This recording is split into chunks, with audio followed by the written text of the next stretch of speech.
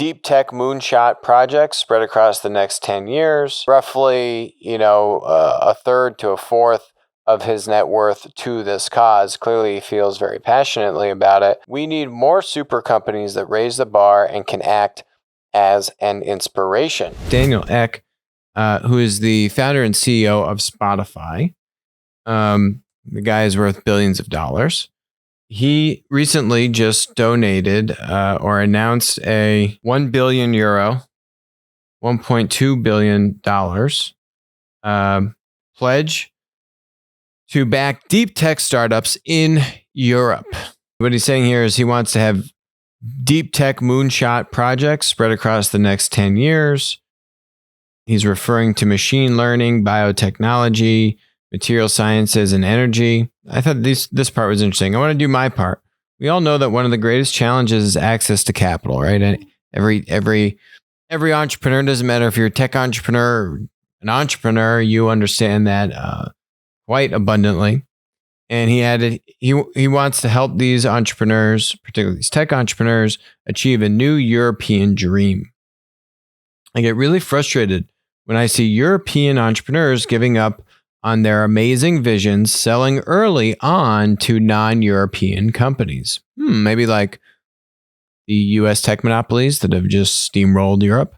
Or when some of the most promising tech talent in Europe leaves because they don't feel valued here.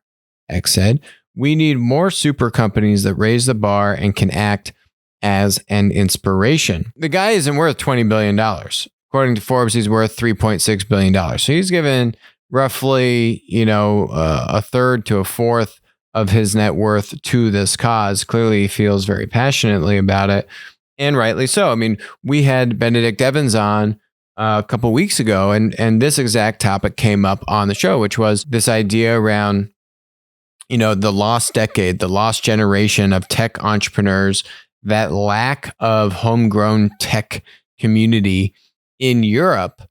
And could tech protectionism have played a role to help support and incubate that tech community in Europe, as opposed to the US tech monopolies coming in as aggressively as they have, with little to no resistance, right? Little to no opposition from, what European tech conglomerate is there. Spotify is probably one of, if not, the biggest homegrown tech startups that people would be familiar with. Even, a lot of the ones in food, let's say, right, where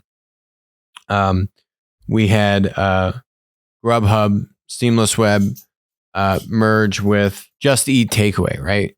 So there are some big food players, Just Eat and Delivery, Hero, but Just Eat, a lot of these companies, number of these companies have kind of just been copycats of what happened in the United States. Rocket Internet is infamous for kind of incubating.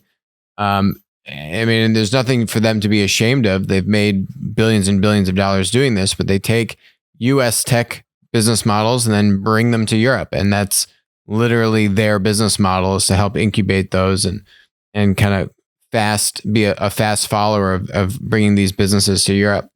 So, long story short, it's been a very challenging environment for the EU tech community.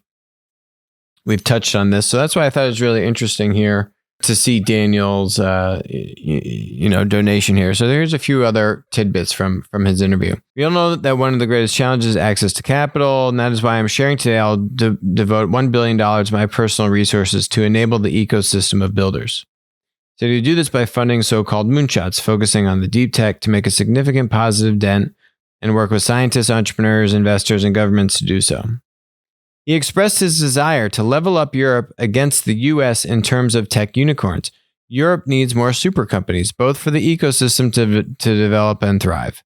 But I think more importantly, if we're going to have any chance to tackle the infinitely complex problems that our societies are dealing with at the moment, we need different stakeholders, including companies, governments, academic institutions, and investors of all kinds to work together. I think great job to Daniel. I think it's really inspiring what he's doing with this, and I hope he's wildly successful. It seems like nationalism is just continuously under fire these days, right? If you're from the US and you support the US, or if you're a U.S. tech company and you work with the U.S. government, there's somehow this kind of taboo around that being inappropriate, right? And I think this is interesting on the other side of the pond in Europe, saying where Daniel's kind of sharing that similar sentiment. I want to help European tech companies.